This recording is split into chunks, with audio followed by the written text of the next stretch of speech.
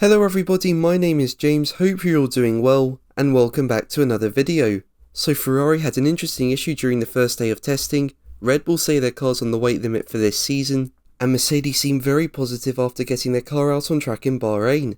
Make sure to like the video, and subscribe for more Formula 1 content, but let's jump straight into the news. So let's start with Ferrari, who had an interesting issue in the morning session of the first day of pre-season testing. This was to do with the tip of the nose, where a significant dent could be seen in the bodywork. This basically appeared when the car was travelling at high speed down the straight, but then disappeared when braking for a corner. Now this did catch a lot of people's attention, and there was speculation that this could be a unique innovation to fine performance.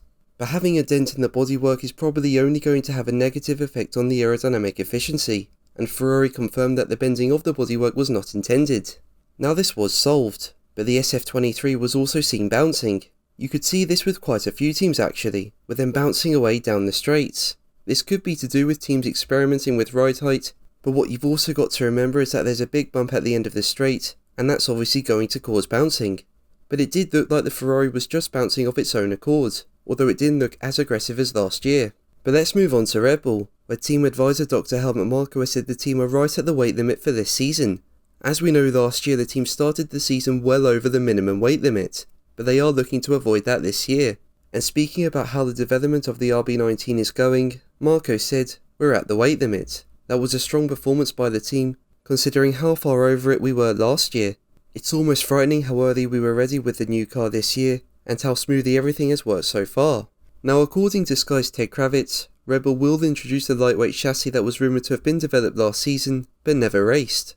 So that will help them get down to the weight limit this year. The car also features heavily refined aerodynamics, with clear changes to the shape of the nose, the front wing, the engine cover, and the side pods. And overall the RB19 is looking good out on track. I mean, Max Verstappen was putting in some very good lap times and finished top of the timesheets. Surprisingly, his nearest challenger was Fernando Alonso in second for Aston Martin, although you can't take too much away from testing times. But let's move on to Mercedes, where team boss Toto Wolff seems confident that they're in a better place this year, after reporting no bouncing on the opening day of testing. As we know, bouncing and porpoising really hurt the team's performance last year, but on this year's W14 Mercedes got through the first day of testing trouble-free, with the team being in a happier place with the car.